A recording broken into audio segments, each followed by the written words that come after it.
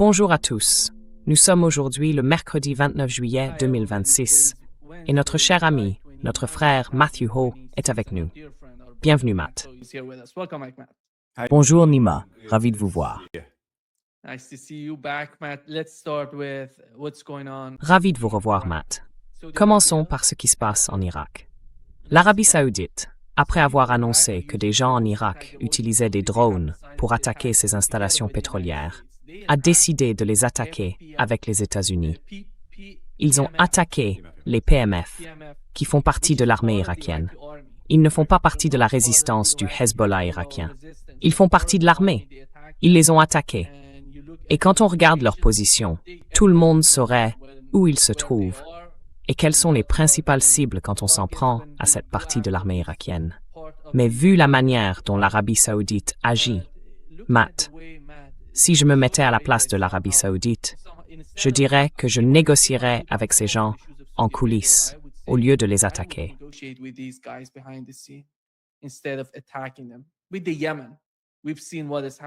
Avec le Yémen, on a vu ce qui s'est passé avec le Yémen, et ils n'ont eu aucun problème avec le Yémen. En ce moment, leurs installations pétrolières ont été attaquées. Au moins 3 d'entre elles ont été attaquées par des Yéménites, avec d'énormes dégâts en Arabie saoudite. Et le blocus est en cours contre eux en mer Rouge. Et ils n'ont rien appris de ça, et ils ont attaqué l'Irak. Et ils vont répondre. Ils organisent les funérailles aujourd'hui. Et dès que les funérailles seront terminées, vous allez voir beaucoup d'attaques douloureuses contre l'Arabie saoudite. Matt, comment comprenez-vous ce qui se passe? D'une certaine manière, on a l'impression que la guerre, peut-être, se replie sur elle-même. Non, elle s'étend. Oui, exactement. Que se passe-t-il? Right, exactly. Right. Yeah, it's madness. That's what's going on, Nima. Madness Oui, is c'est going de la folie. on. Voilà ce You qui se spelled it passe. out very well. C'est la folie. Vous venez de très bien exposer l'irrationalité des agissements de l'Arabie saoudite. Et bien sûr, le conflit au Yémen, la guerre au Yémen, remonte à des générations, à des décennies, à des centaines d'années. Enfin, je lisais justement quelque chose l'autre jour qui parlait de Certainly, I was just reading something the other day talking about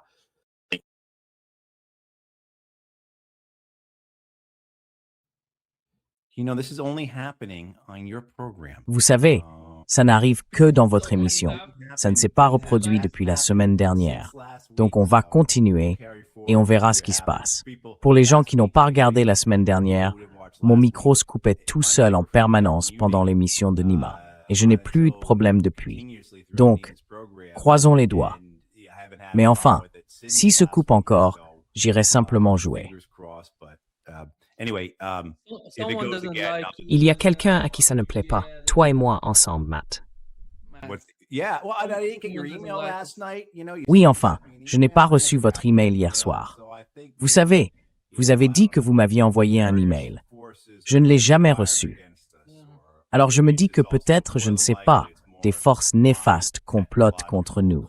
Ou alors c'est juste que, plus probablement, c'est mon incompétence technologique qui cause des problèmes. C'est sans doute plutôt ça. Mais oui, je lisais quelque chose sur la rivalité au Yémen dans les années 60 entre l'Égypte et l'Arabie saoudite. Donc c'est clairement quelque chose qui a des racines profondes. On pourrait faire toute une émission sur l'histoire du Yémen. Il faudrait inviter quelqu'un qui s'y connaît, pas moi.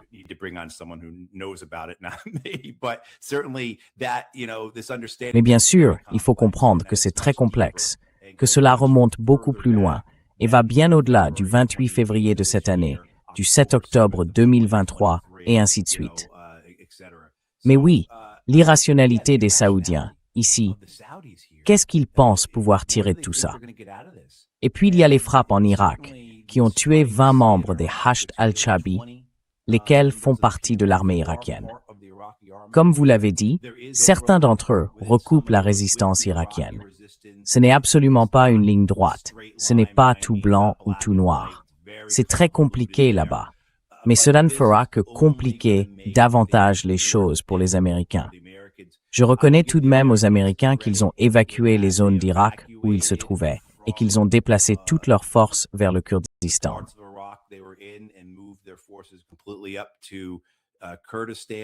Je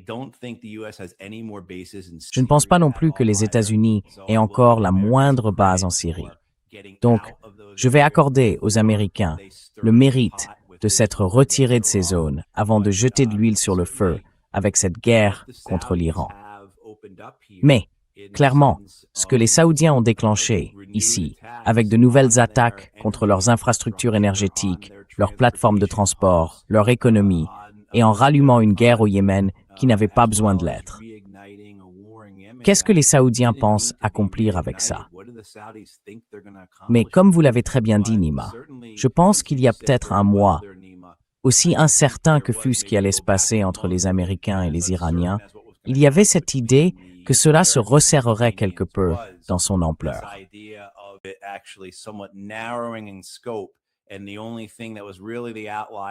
Et la seule véritable inconnue à laquelle nous devions faire face, c'était ce qui allait se passer au Liban. Mais ensuite, bien sûr, il y a cette question du Yémen. Je ne crois pas une seconde que tout cela soit simplement dû au fait que les Saoudiens soient mécontents de cet unique avion iranien qui a volé de Sanaa à Téhéran et violé le blocus aérien saoudien. Je ne pense pas du tout que ce soit de cela qu'il s'agit. Mais, vous savez, il y a donc cette idée d'une guerre qui se propage, n'est-ce pas? Et ce n'est peut-être pas la bonne manière de le décrire, parce que ces conflits, là encore, existent tous séparément les uns des autres. Mais ils sont liés, bien sûr, parce que ce qui les unit, ce sont les Américains.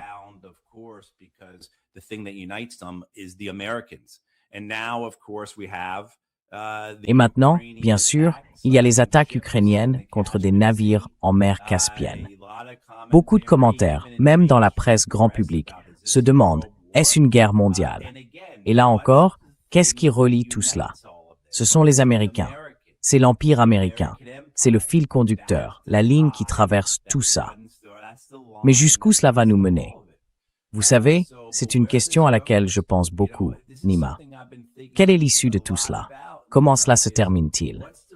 Surtout si l'on considère que l'Empire américain est le fil conducteur de tout ça. Comment cela finit-il? Comment parvenir à une résolution politique quelle qu'elle soit?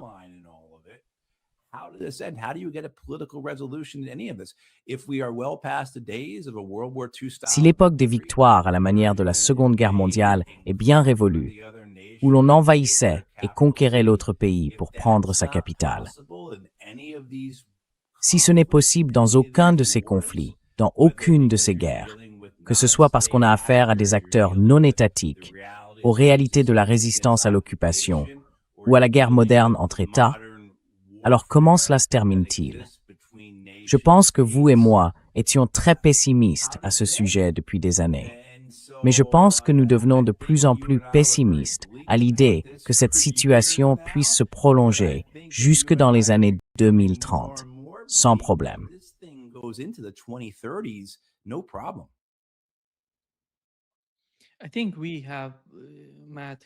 Je pense que nous avons, Matt, corrige-moi si je me trompe, je pense que nous avons dépassé cette mentalité de la Seconde Guerre mondiale. Par exemple, aller jusqu'à la capitale, tout prendre, et ce sera terminé. À cause de ce qui se passe en Ukraine, imaginez simplement ce qui s'y passe. Vous voyez la Russie aller aussi loin que Kiev? Non, moi non. Ils gardent seulement la partie orientale de l'Ukraine. Ils ne veulent pas aller à Kiev, n'est-ce pas? C'est la Russie qui a sacrifié 27 millions de personnes pour prendre, vous savez, pour aller jusqu'à Berlin.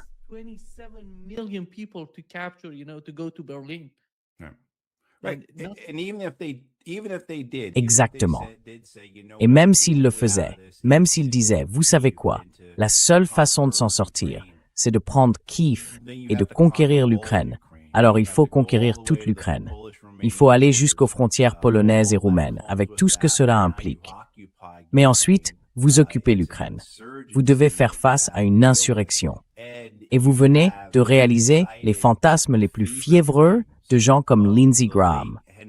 Enfin non, Kissinger était contre tout ça en fait. Mais vous savez, rappelez-vous, Hillary Clinton en a parlé en février 2022.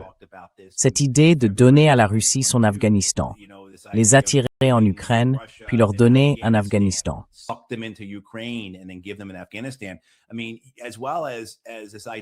Je veux dire, il y a aussi cette idée que si les Russes venaient à conquérir, ce qu'ils ne veulent pas faire, j'en conviens. Et je ne pense pas qu'ils en aient la capacité de toute façon. Mais l'idée, c'est qu'on aurait alors créé l'Ukraine, qu'on ferait de Kiev la nouvelle Jérusalem, n'est-ce pas? L'objectif, la mission de toute une vie de l'OTAN serait de la reconquérir. Donc ça ne s'arrête pas. Je ne vois tout simplement pas de solution.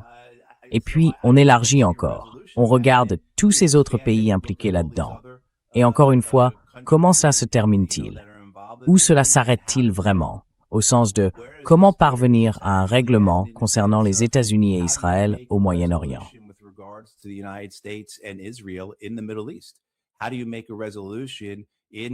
Comment parvenir à un règlement en Arabie Saoudite concernant le Yémen? Si les Saoudiens estiment avoir le soutien des Américains et pensent pouvoir enfin vaincre les Houthis parce que les Américains vont les soutenir, parce que cela fait partie du projet américain plus vaste au Moyen-Orient, de la guerre américaine plus vaste. Je veux dire, cette folie ne s'arrête tout simplement pas. Et les Houthis ne vont pas se soumettre. Le Hezbollah ne va pas se soumettre. Les Palestiniens ne vont pas se soumettre. Il faudrait les tuer jusqu'au dernier. Et vous savez, au moins sur ce point, au moins dans la direction que prennent les Israéliens, nous le comprenons. Nous pouvons comprendre ce que veulent les Israéliens, comment ils envisagent le règlement en Palestine. Mais dans le reste de la région, où est le règlement?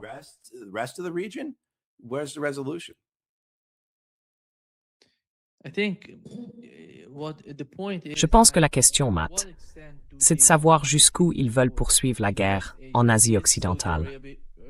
Prenons l'Arabie saoudite, puisque à l'heure actuelle, elle est en guerre avec le Yémen et avec l'Irak, à mon avis, avec la résistance dans ces deux pays.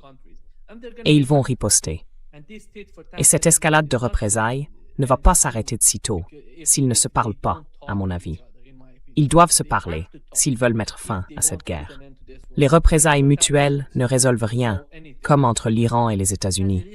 C'est la même chose entre l'Iran et les États-Unis. Ils s'attaquent l'un l'autre. Mais au final, jusqu'où veulent-ils poursuivre cette guerre? Prenons l'Arabie saoudite. Est-elle prête à devenir une Ukraine 2.0? Parce qu'elle n'a pas la force qu'a l'Ukraine.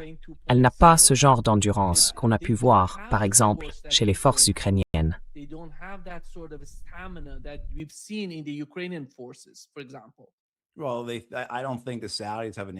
Eh bien, je ne pense pas que les Saoudiens aient intérêt à mener cette guerre contre l'Iran. En revanche, contre le Yémen, ils l'ont probablement. Tout comme ils ont intérêt à évincer les autres ou à s'assurer de rester au sommet de la hiérarchie au Moyen-Orient. Et cela vise particulièrement les Émiratis, qui sont leurs concurrents. Mais il y a cette idée d'une alliance turco-saoudo-pakistanaise, peut-être avec le Qatar, et il y a l'accord saoudo-pakistanais. Nous savons que ces pays se sont rencontrés et ont discuté de certaines choses. Alors, jusqu'où les Saoudiens veulent-ils aller? Je pense qu'ils estiment pouvoir continuer. Ils pourraient poursuivre la guerre au Yémen parce qu'ils peuvent l'acheter. Ils peuvent acheter le soutien. Ils peuvent l'acheter par l'intermédiaire de sous-traitants, de mercenaires. Ils peuvent acheter les avions et les munitions, les drones dont ils ont besoin pour le faire.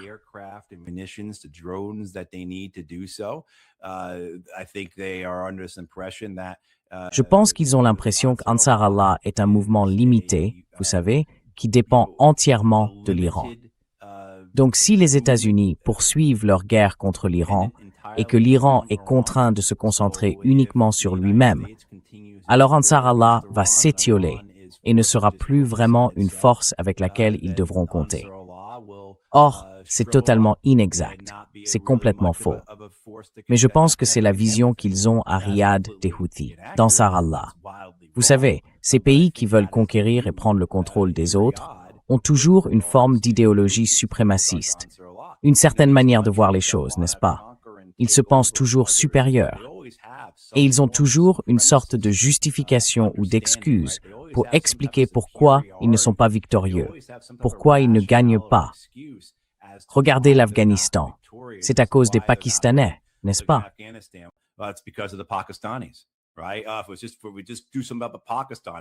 On fait quelque chose contre le Pakistan. Et on est allé jusqu'à avoir pendant des années des Américains importants, haut placés, influents dans la politique, l'armée et les médias qui soutenaient que les États-Unis devaient envahir le Pakistan, n'est-ce pas? Dieu merci. Et si tout le monde se souvient, revenez 12-13 ans en arrière. Le sort du monde, vous savez, dépendait de l'avenir de l'Afghanistan et du Pakistan. C'est ainsi que les Américains le décrivaient. Et aujourd'hui, qu'est-ce qu'on en pense? Vous voyez ce que je veux dire? Mais je pense que cette vision suprémaciste, cette mentalité coloniale, si vous voulez, quelle que soit la manière dont vous souhaitez la décrire, qu'ont les Saoudiens, cette idée qu'ils doivent contrôler l'ensemble de la péninsule arabique et bien sûr être au sommet de cette hiérarchie au Moyen-Orient, c'est ça qui va les pousser à aller de l'avant.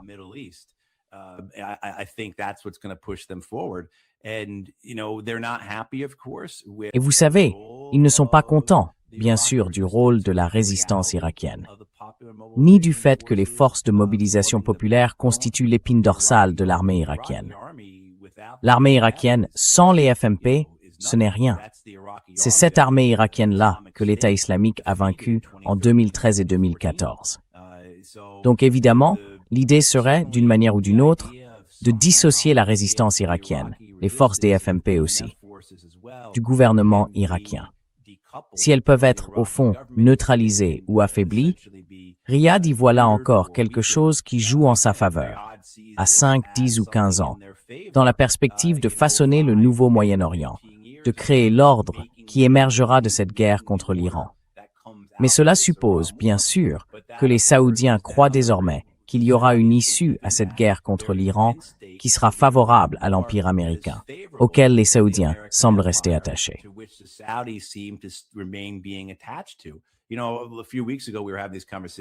Vous savez, il y a quelques semaines, on se demandait à quoi allait ressembler le Moyen-Orient.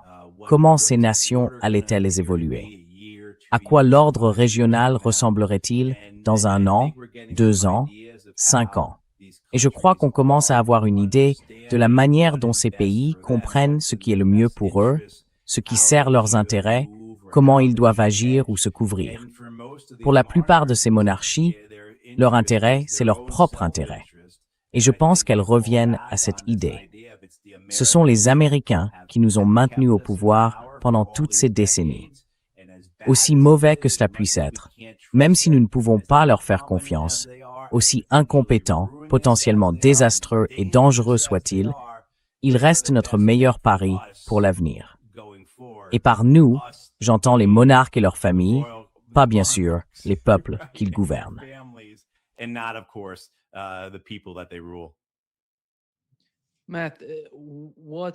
Matt, quelle est votre analyse de l'attaque iranienne contre la Jordanie? C'est la première fois que l'Iran attaque les États-Unis, sans avoir été attaqué par les États-Unis, ni en réponse à une attaque américaine. Comment faut-il comprendre cela? Que pensez-vous de cette initiative? C'est quelque chose de nouveau.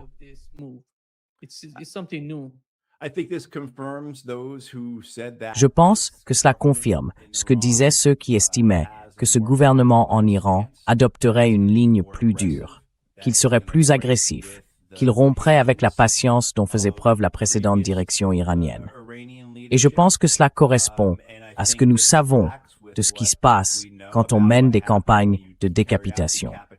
On se retrouve avec un groupe de dirigeants plus durs. Si les gens ne connaissent pas bien ce phénomène, ils peuvent regarder l'excellente série télévisée de HBO, The Wire, sur les gangs de rue à Baltimore. Elle l'explique parfaitement.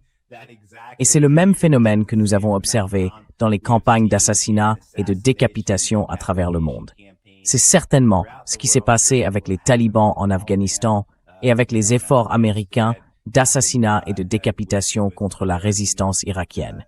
Ce genre de choses.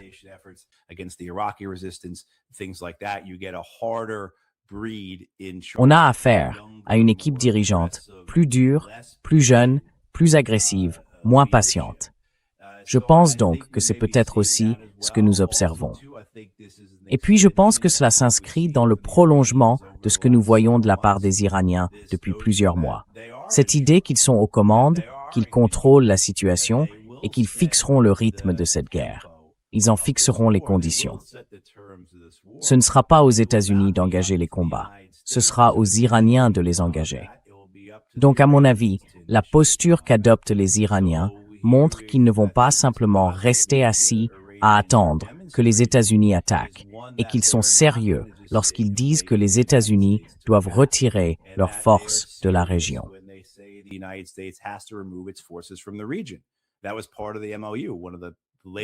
Cela faisait partie du protocole d'accord, dans l'un des derniers paragraphes de ce protocole, en 14 points. Les États-Unis devaient retirer leurs forces de la région. Or, c'était très vague. Judy Vance a dit « Oh, ça veut simplement dire qu'on ne va pas y maintenir 2 porte-avions et toutes ces troupes supplémentaires qu'on y a envoyées pour la guerre. On va se replier, voilà. » Mais n'importe qui d'autre qui le lit peut se dire « Il est écrit de retirer toutes vos forces de la région.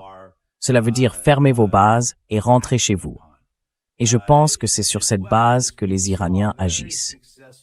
De même, on a vu une campagne très réussie des Iraniens, en mars et avril, pour affaiblir les défenses aériennes israélo-américano-arabes, forcer les Américains à battre en retraite, à évacuer leurs bases et repousser les avions américains plus à l'ouest, n'est-ce pas?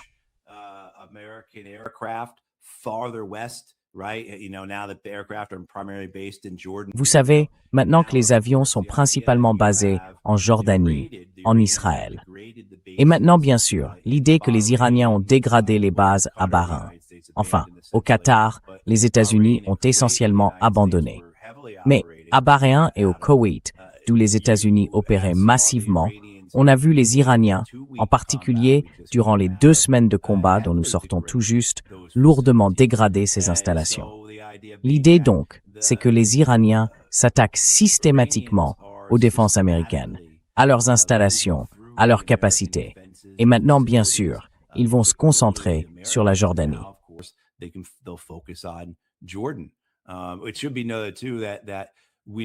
Il faut aussi noter que nous n'avons entendu aucune histoire selon laquelle le Koweït ou Bahreïn aurait envoyé de l'argent aux Iraniens ou conclu une quelconque entente de paiement séparée, comme cela a été le cas avec les Qataris, les Saoudiens et les Émiratis. Que ces histoires soient vraies ou non, je n'en sais rien. Mais je trouve intéressant que ce soit les pays qui étaient le plus durement frappés. Et ce sont aussi les pays où les États-Unis avaient une présence très importante. Et pour le Koweït en particulier, si les États-Unis envisageaient sérieusement de lancer une attaque contre l'île de Karg, il semblait probable que le Koweït, en raison de la forte présence de l'armée américaine sur place, serait une base de déploiement très importante pour les États-Unis s'ils lançaient des assauts terrestres ou des raids en Iran.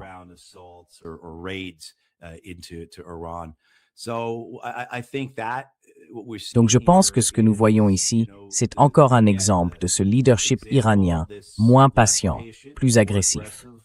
La réalité, c'est que les Iraniens maîtrisent le rythme. Ce sont eux qui vont fixer les conditions de cette guerre. Et puis, troisième chose, cela fait simplement partie de leur plan. Frapper continuellement et dégrader de manière systématique et délibérée les défenses américaines. Et à terme, tous les avions américains vont finir en Israël. Alors, il y aura un moment de décision majeur pour tout le monde quant à ce qui va se passer ensuite.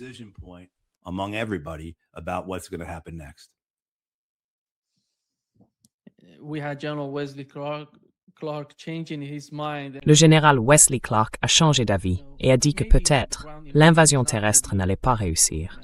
Allons-y. La nouvelle stratégie consiste à imposer un blocus total à l'Iran. Clark appelait-il à une invasion terrestre de l'Iran? Oui, il a dit ça. Waouh, je n'avais pas vu ça. Il y a 4 ou 5 jours, il a déclaré que l'invasion terrestre était l'une des solutions à ce problème. Et il pense que l'invasion terrestre va permettre de contrôler la partie sud. Avec qui? Mais qui diable allait envahir qui? Avec qui est-ce qu'on allait envahir? Je ne comprends rien à tout ça, parce qu'il n'y a pas de troupes sur place. Il y a tout au plus 5 ou 6 000 soldats combattants dans la région. Tout au plus. Et la plupart sont de l'infanterie légère ou des forces spéciales. Et nous n'avons pas la capacité de déployer des forces au sol. En 1991, nous avions toute une brigade expéditionnaire de marine, ou une brigade amphibie, comme on les appelait à l'époque. Et je crois que nous en avions 2.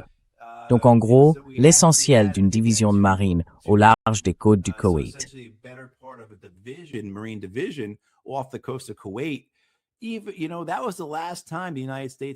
Vous savez, c'était la dernière fois que les États-Unis avaient réellement la capacité de mener un débarquement amphibie de ce genre. Les États-Unis n'ont absolument plus aucune capacité pour faire ça. Je veux dire cette idée sans même parler du nombre de troupes qu'il faudrait. Et si tout le monde se souvient de la première guerre d'Irak, de l'invasion de l'Irak, on parle de mois et de mois de préparation, avec des centaines de milliers de soldats impliqués.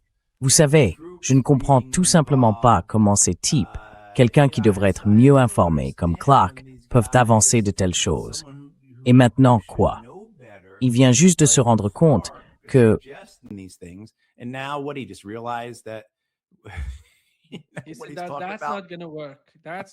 ça ne va pas marcher. Ça ne va pas marcher. Mais il a une nouvelle idée concernant tout le blocus de l'Iran, du nord au sud, d'est en ouest. Ça va mettre la pression sur l'Iran. Je ne sais pas comment il va gérer toutes ses frontières autour de l'Iran, ni comment ce serait réalisable de sa part. Oui.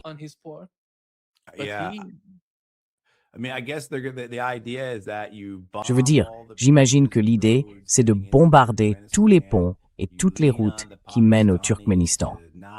Faire pression sur les Pakistanais pour qu'ils n'aient aucun commerce transfrontalier avec les Iraniens.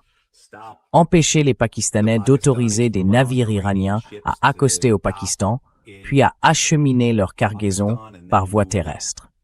Vous allez féliciter et remercier les Ukrainiens d'avoir attaqué des navires dans la mer Caspienne et vous allez essayer de rendre la mer Caspienne inaccessible en, vous savez, lançant des drones depuis l'Azerbaïdjan ou quelque chose comme ça, ou depuis le nord de l'Irak vers la mer Caspienne.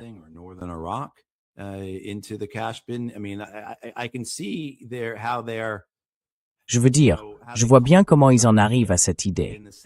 C'est un peu comme, pour revenir à l'Ukraine en 2023, cette idée qu'on allait avancer, couper en deux la péninsule d'Azov, ou quel que soit son nom, et ainsi couper les Russes de la Crimée.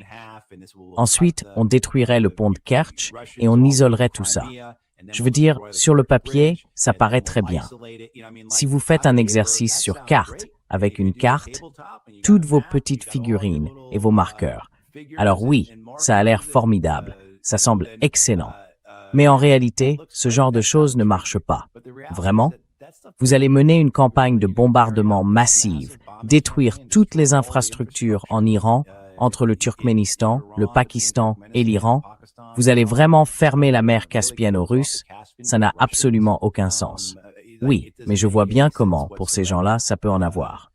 Yeah, but I could see how to these people it does though.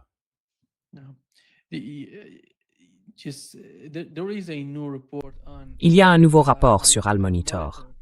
Il indique que l'Arabie saoudite devrait annoncer une nouvelle coalition militaire multinationale en mer Rouge, destinée à contrer l'effort des Houthis pour limiter le blocus, pour s'opposer au blocus.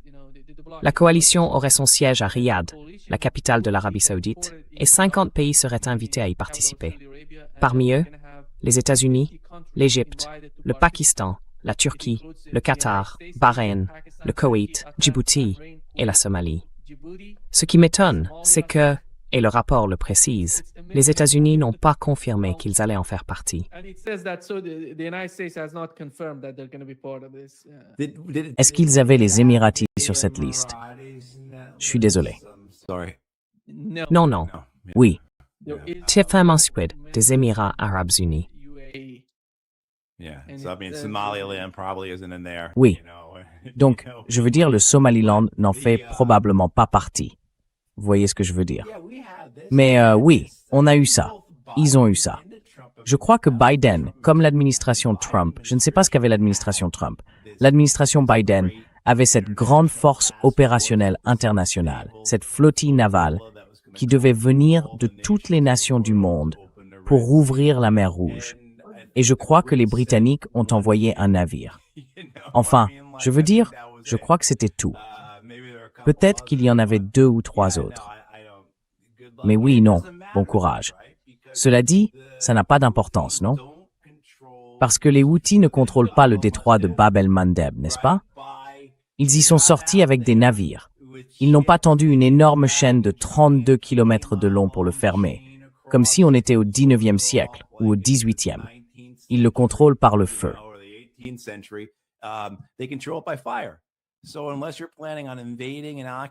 Donc, à moins que vous ne prévoyiez d'envahir et d'occuper ce tiers ouest du Yémen, contrôlé par Ansar Allah, vous ne briserez pas ce blocus. C'est le même principe que pour ce qui se passe dans le détroit d'Ormuz. Vous pouvez toujours parler de rouvrir le détroit, d'y envoyer des dragueurs de mines, des frégates, et ainsi de suite, de prendre diverses îles. Ça ne change rien. Car ce qui compte, c'est que le détroit, tout comme Bab el-Mandeb, est contrôlé par le feu. Il est contrôlé par des drones et des missiles tirés depuis des dizaines, voire des centaines de kilomètres à l'intérieur des terres. Il y a bien eu ce navire, il y a quelques jours, qui a heurté une mine dans le détroit d'Ormuz. C'est donc, évidemment, un danger très réel. Mais ce n'est pas ça. Toutes les mines pourraient être retirées dès ce soir, et les Iraniens contrôleraient toujours le détroit d'Ormuz.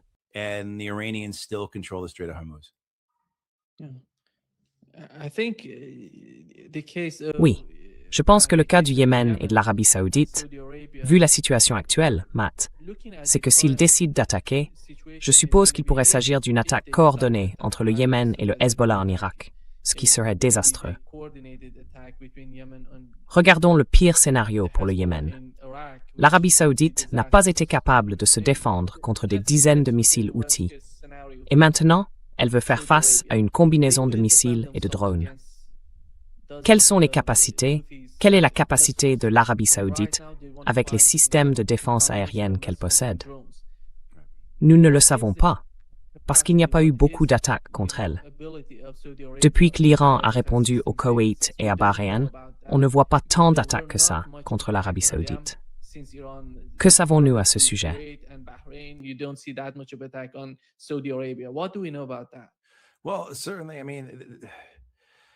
Eh bien, certainement. Je veux dire, oui, ils ont des patriotes. Je ne sais pas très bien ce qu'ils ont d'autre comme système de défense aérienne de moyenne portée ou de niveau inférieur. Mais ce qui inquiète les Saoudiens, c'est l'étendue de leur pays. Et cet oléoduc Est-Ouest, qui transporte 7 millions de barils par jour, et évite à l'Arabie saoudite de devoir fermer ses puits, comme l'Irak a dû le faire, comme le Koweït a dû le faire. Cet oléoduc fait 1200 km de long. Comment allez-vous le protéger, tout en protégeant aussi toutes les installations dont vous parlez ici? Les installations de production, les installations de raffinage, ainsi que les installations portuaires. Vous pouvez les entourer de leur défense.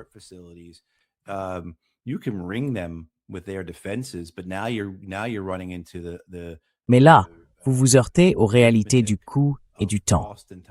Combien coûte la fabrication de ces missiles et de ces systèmes de défense aérienne? Combien de temps faut-il pour les fabriquer, comparé au temps qu'il faut aux Houthis pour fabriquer des drones et des missiles? Et combien leur coûte la fabrication de ces drones et de ces missiles? Voilà, on voit que cette domination d'Ansar Allah mettra peut-être des mois à devenir évidente, mais elle le deviendra. Donc, si vous voulez mener ce type de guerre et que vous êtes du côté perdant, et nous comprenons aussi que les Saoudiens ne sont pas préparés culturellement, socialement et économiquement à ce genre de guerre.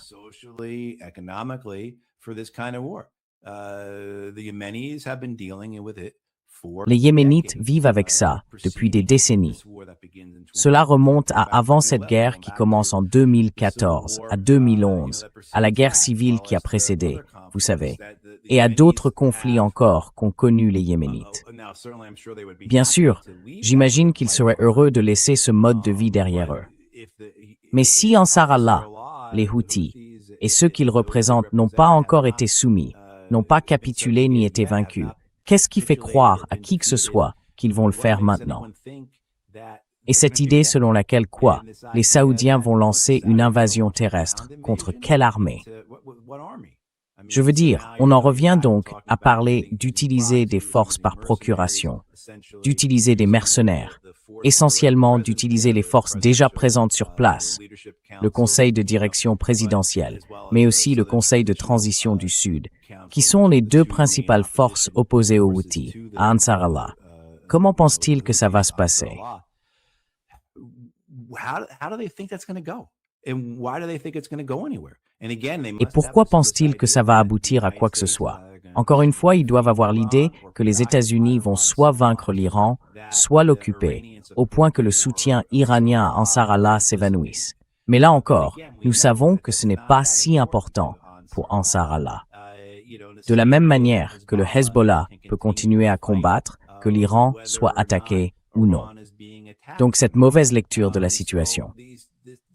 Encore une fois, je crois qu'on a déjà parlé des visions suprémacistes qu'ont ces pays. Comment ces gens pourraient-ils nous vaincre? C'est impossible, vous voyez. Et puis il y a aussi, encore une fois, la réalité des coûts et de la logistique moderne de la guerre.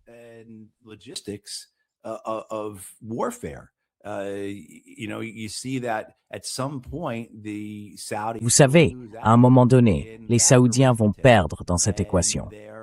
Et leurs installations, qu'il s'agisse du transport, de la production ou autre, ou de la distribution, vont être frappées. Et il semble que ces installations ne soient déjà pas très bien protégées, parce qu'on constate qu'elles ont été touchées. On a vu des frappes contre les installations d'Aramco au début de la campagne, vers mars, je crois. Mais ce sont d'immenses installations très étendues, qui sont là encore difficiles à défendre. Donc je pense que le principal problème des Saoudiens, c'est un peu ce que les gens comprennent de la Russie. La taille de la Russie offre à l'Ukraine énormément d'endroits à frapper et énormément de voies d'attaque, n'est-ce pas?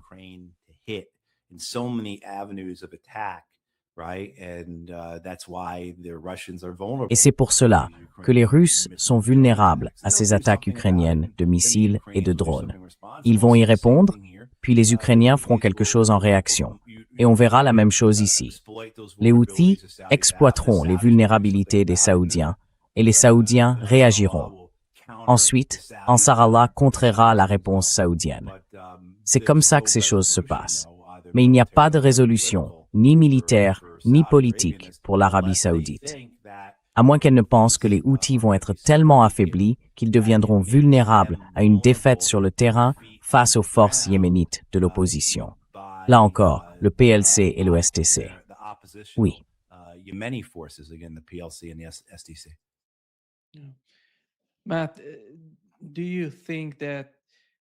Matt, vous pensez qu'hier, Donald Trump a eu deux réunions, l'une avec Zelensky, l'autre avec Benjamin Netanyahou. Tous les deux, ces deux dirigeants, le Premier ministre israélien et le président ukrainien, ne veulent pas perdre leur position dans leur propre pays. Et tous les deux se battent pour conserver leur position et veulent que les guerres continuent. Israël, je dirais que pour Israël, tout se passe plus ou moins comme ils le souhaitent, parce que tout le monde mène leur guerre et qu'eux n'en font pas partie. Ils sont juste là, en retrait, à regarder tout le monde attaquer. L'Iran qui attaque, vous savez, Bahreïn et le Koweït, les États-Unis qui attaquent l'Iran, puis les Houthis qui attaquent l'Arabie saoudite.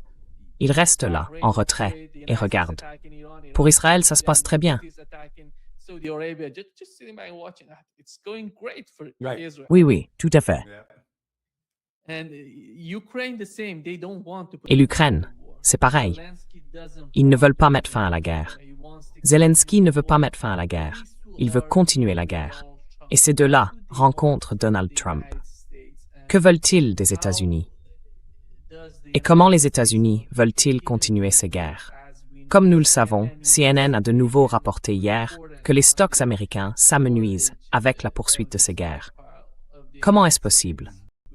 Comment concilier ces deux réalités?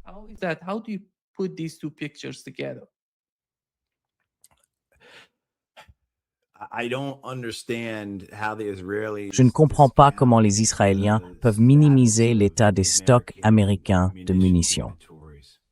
Je peux le comprendre pour les armes d'attaque, les armes à distance de sécurité, où les Israéliens pourraient se dire « Bon, forçons simplement les Américains à utiliser les énormes quantités de bombes qu'ils possèdent.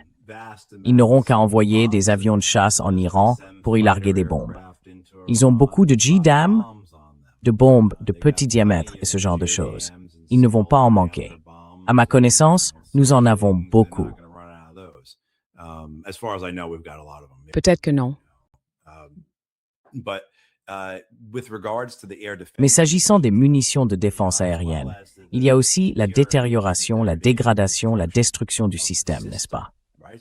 Donc, il ne s'agit pas seulement de ne pas avoir assez de Patriot, de THAAD, de SM-3, de SM-6, de Fronde de David, d'Arrow, et ainsi de suite. Vous savez, tous ces différents missiles. Il s'agit de voir votre système dégradé parce que les Iraniens ont frappé avec une telle précision vos radars, votre commandement et contrôle, ainsi que votre structure de communication, que les Américains ne peuvent pas voir les attaques iraniennes avec précision, ou ne les voient tout simplement pas aussi bien. Et les Iraniens continuent de frapper de plus en plus ces nœuds-là, aveuglant les Américains face aux missiles et aux drones iraniens. Je ne comprends pas comment les Israéliens peuvent ne pas en tenir compte.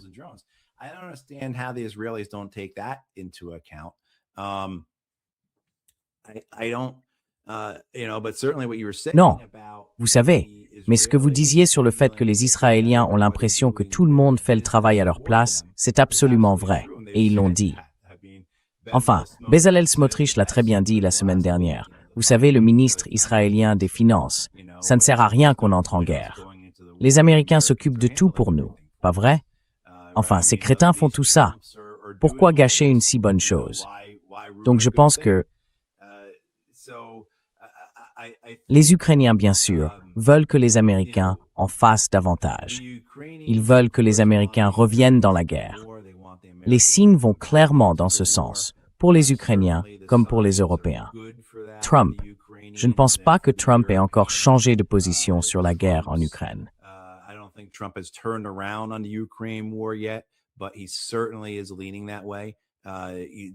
Mais il s'oriente clairement dans cette direction. Et le Congrès américain, quelle que soit l'opposition qu'il a pu y avoir pendant un court moment, l'a fait taire. Les démocrates, dans l'ensemble, sont favorables à la guerre en Ukraine. Hier, le Sénat a voté pour faire avancer de nouvelles sanctions.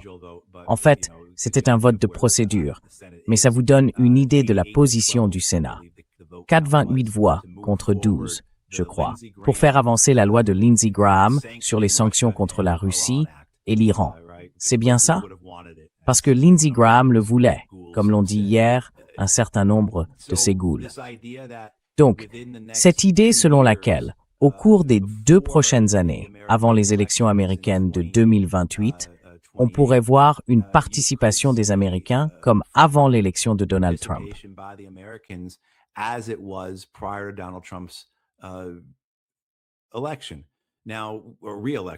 Des élections maintenant, ou une réélection. Bien sûr, les Américains fournissent des armes, des munitions, des équipements. Ils les vendent aux Ukrainiens, quelle que soit la manière dont cet échange se déroule. Les Ukrainiens n'ont pas reçu autant qu'ils l'auraient voulu, à cause, vous savez, des engagements américains au Moyen-Orient. Mais des choses comme le renseignement, elles ne se sont certainement pas arrêtées. Et nous savons, parce qu'ils s'en sont vantés, dans des médias comme le Financial Times, que les Américains fournissent le renseignement, fournissent le ciblage et veillent à ce que les Ukrainiens puissent lancer ces frappes de drones contre la Russie, à 2000 kilomètres à l'intérieur du territoire russe.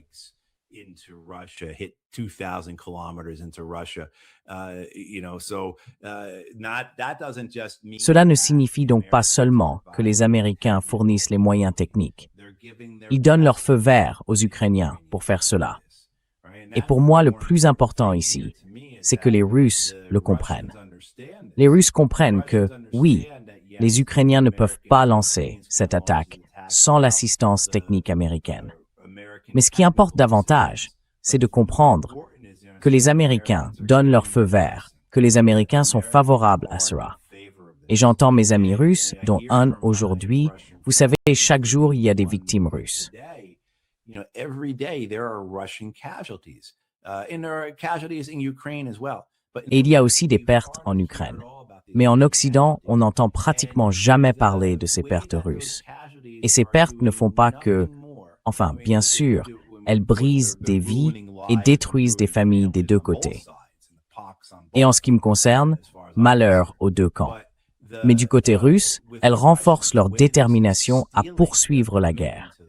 Elles accentuent la pression sur Poutine pour qu'il mette fin à cette guerre par une victoire militaire, qu'il fasse quelque chose de décisif, n'est-ce pas? Les reproches, et cela dure depuis des années en Russie, adressés au gouvernement, ne sont pas de dire que cette guerre est mauvaise, contre-productive, ou qu'elle constitue une erreur stratégique, ou quoi que ce soit d'autre. Les reproches, c'est « vous ne menez pas cette guerre avec assez de vigueur ».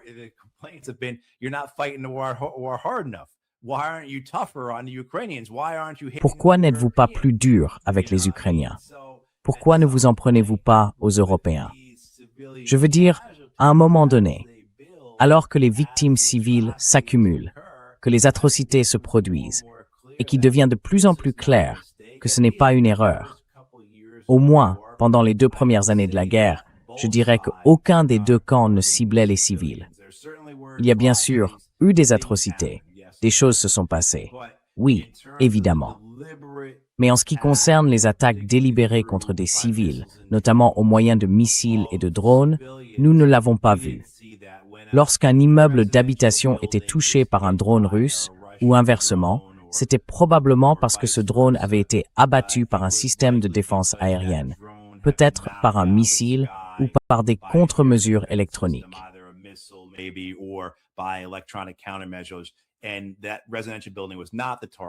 Et cet immeuble résidentiel n'était pas la cible. C'est lui que le drone a frappé en tombant du ciel. Et nous avons vu ce changement au cours de l'année écoulée, n'est-ce pas? Nous l'avons vu. Désormais, il frappe délibérément des infrastructures civiles des deux côtés.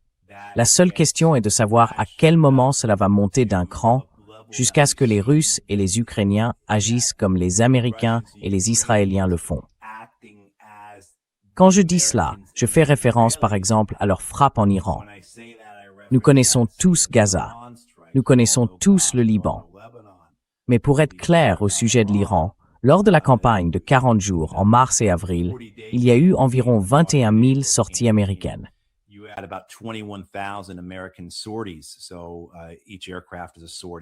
Chaque avion correspond à une sortie. Donc sur cette période, 21 000 avions américains ont attaqué l'Iran. Et parmi ces frappes, seulement environ un tiers visait des cibles militaires. Le reste visait des cibles gouvernementales civiles ou des infrastructures. Voilà, c'est disons la manière américaine et israélienne de faire la guerre. Et à quel moment verra-t-on les Ukrainiens et les Russes l'adopter pleinement? Ils s'orientent clairement dans cette direction. Donc oui, je crois que votre question était « Qu'est-ce que veulent les Ukrainiens et que veut Zelensky? Il veut davantage. Et il veut que les Américains se réengagent dans cette guerre. Et je pense qu'il va l'obtenir. Je pense qu'il va l'obtenir.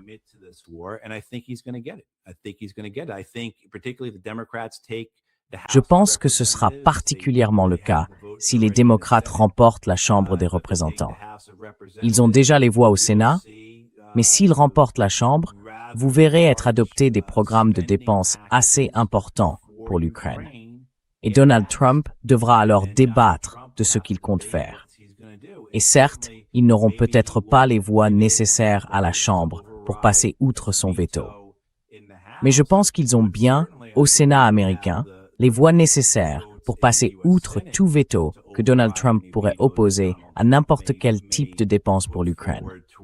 Et encore une fois, qui peut dire que dans 1 an ou 2, Trump ne sera pas de nouveau favorable à une aide américaine directe à l'Ukraine?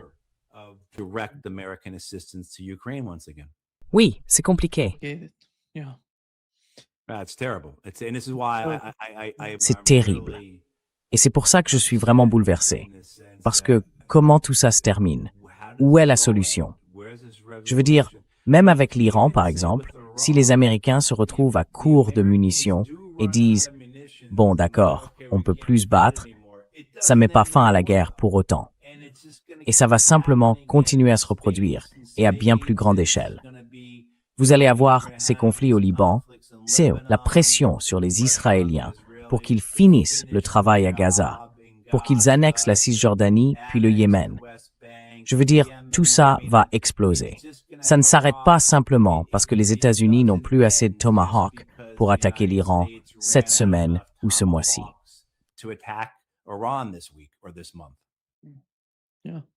Oui, exactement. Merci. Merci, Matt. Merci beaucoup d'être avec nous aujourd'hui. C'est toujours un grand plaisir. Très bien. Merci, Nima.